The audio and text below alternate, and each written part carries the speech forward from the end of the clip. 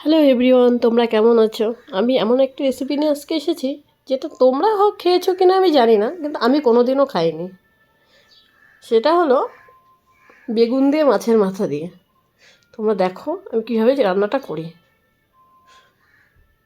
মাছের মাথার মধ্যে নুন হলুদ দিয়ে রেখেছি, কুচি পেঁয়াজ কুচি করে রেখেছি, 4-5টা রসুন কুচি করেছি, টমেটো কুচি আর 3টে কাঁচা লঙ্কা চিড়ে রেখেছি।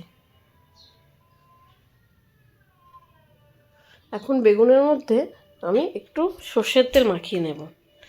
নয়তো কী হবে, যখন আমি বেগুনটা পুড়িয়ে নেব তখন সেটা ফেটে যাবে, আর ফেটে চোখে মুখে লেগে যেতে পারে, দুর্ঘটনা ঘটে যাবে। যার জন্য আমাকে তেলটা মাখিয়ে নিয়ে একটু ফুটো করে নিতে হবে।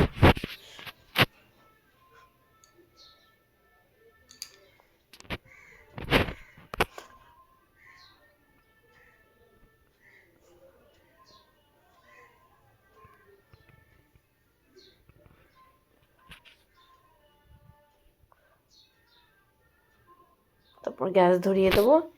ধরিয়ে তোমার রুটি ভাজা ইসে করা ছ্যাঁকা সবাই থাকে, ওটা বসিয়ে দেবে, চালনি যেটাকে বলে। ওটা বসিয়ে দিয়ে ওর মধ্যে 2টো বেগুন পরপর দিয়ে দেবে।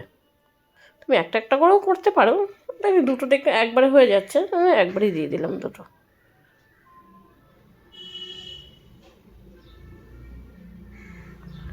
দুটো একবারে হয়ে গেছে আমার পোড়ানো, শুধু ডবল ডবল করবো না, ঠিক আছে একবারেই দিয়ে দিচ্ছে। তারপর নুন হলুদ দিয়ে মাথাটাকে ভালো করে মেখে নেব, মেখে সাইডে রেখে দেবো।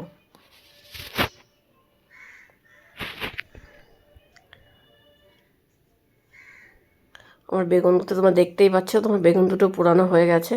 না, এত ভালো হবে সত্যি আমি ভাবতে পারিনি। আমি কখনো খাইনি তো, যার জন্য আমি জানিও না এটা খেতে কেমন হয়। খুবই সুন্দর খেতে, তোমরা একদিন করে দেখবে, রেসিপিটা দেখে নাও। খুবই সুন্দর হয়েছিল খেতে। তারপর একটা ঠান্ডা জল নেবে গামলার মধ্যে, নিয়ে আস্তে আস্তে পোড়া চামড়াগুলো ছাড়িয়ে নেবে বেগুনের।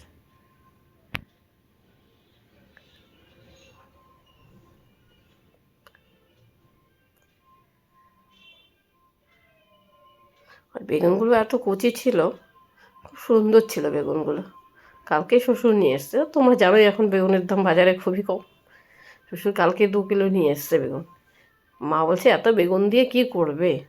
আমি দেখো, দাঁড়াও দেখি কালকে কিছু করা যায় কিনা। আর বেগুনটা তোমরা পোড়া হয়ে গেলে ছাড়িয়ে নিয়ে ভালো করে দেখে নেবে ভেতরে পোকা আছে কিনা, এটা কিন্তু অবশ্যই দেখা দরকার। তারপর গ্যাস ধরিয়ে আমি কড়া বসিয়ে দেব।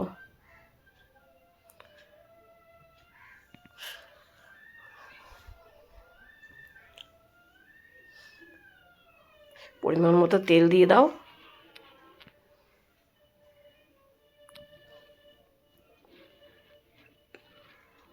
তেলটা গরম হয়ে গেলে তার মধ্যে জিরে, মাছের মাথাটা ভেজে নেব। হলুদ নুন মাখিয়ে রেখেছিলাম যে মাথাটা, সেটা আমি ভালো করে ভেজে তুলে নেব।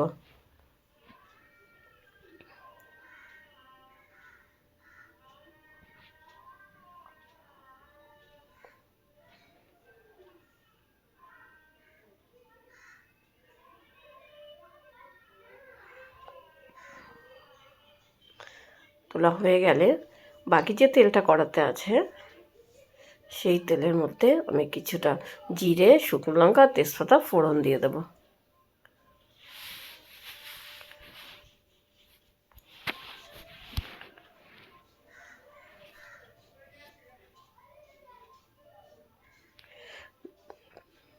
সোমবার থেকে গন্ধ বেরোতে শুরু করলে তার মধ্যে আমি কুচিয়ে রাখা রসুনগুলো দিয়ে দেব।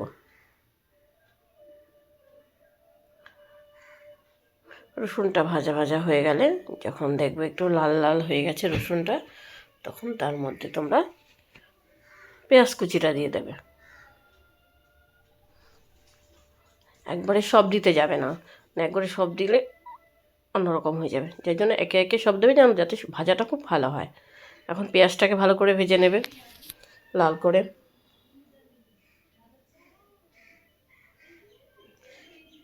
পেঁয়াজটা ভাজা হয়ে গেলে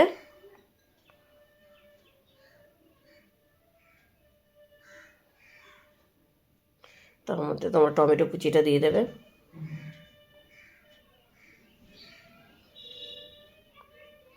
টমেটো কুচি দিয়ে আবার নাড়তে শুরু করবে।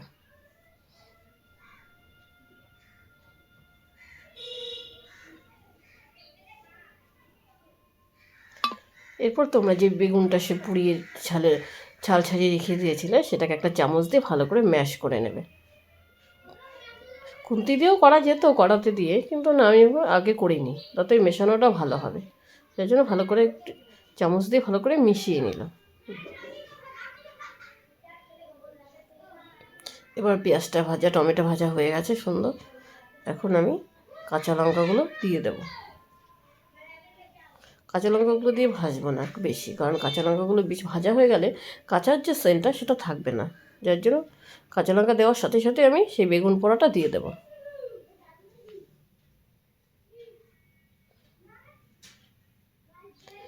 দিয়ে এবার তার মধ্যে পরিমাণ মতো নুন দিয়ে দেবো, পরিমাণ মতো হলুদ দিয়ে দেবো, দিয়ে ভালো করে মেশাতে থাকবে। এবার ভালো করে মেশাবো, সুন্দর করে নাড়তে থাকবে সুন্দর করে।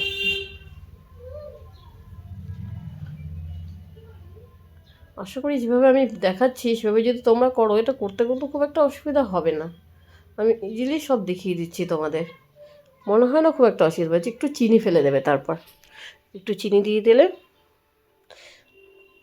দিয়ে তার মধ্যে ভেজে রাখা যে মাছের মাথাটা সেটা দিয়ে ভালো করে চেপে দেবে।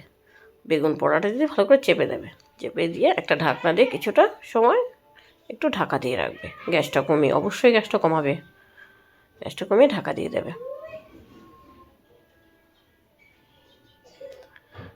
পরে তুলে দেখবে খুব সুন্দর মাথাটা যে দিয়েছে মাছের সেটা নরম হয়ে গেছে। আর খুন্তি দিয়ে একটু নাড়াচাড়া করে ভেঙে দিলে, দিয়ে ভালো করে নেড়ে দিলে,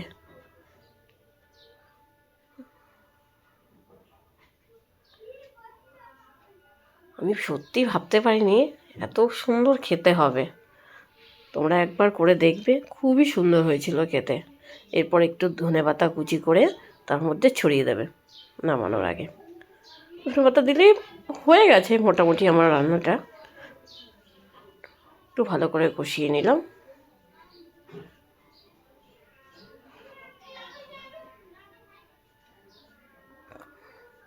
তোমরা দেখে বুঝতেই পারছো রান্নাটা আমার কমপ্লিট হয়ে গেছে। এবার আমি এটাকে সুন্দর করে নামিয়ে নেব।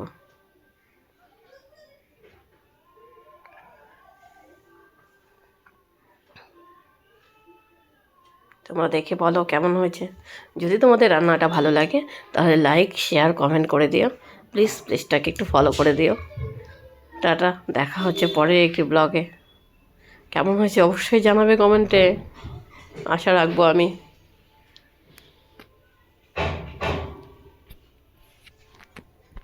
আর তোমরা অবশ্যই বাড়িতে একবার করে হলেও ট্রাই করবে।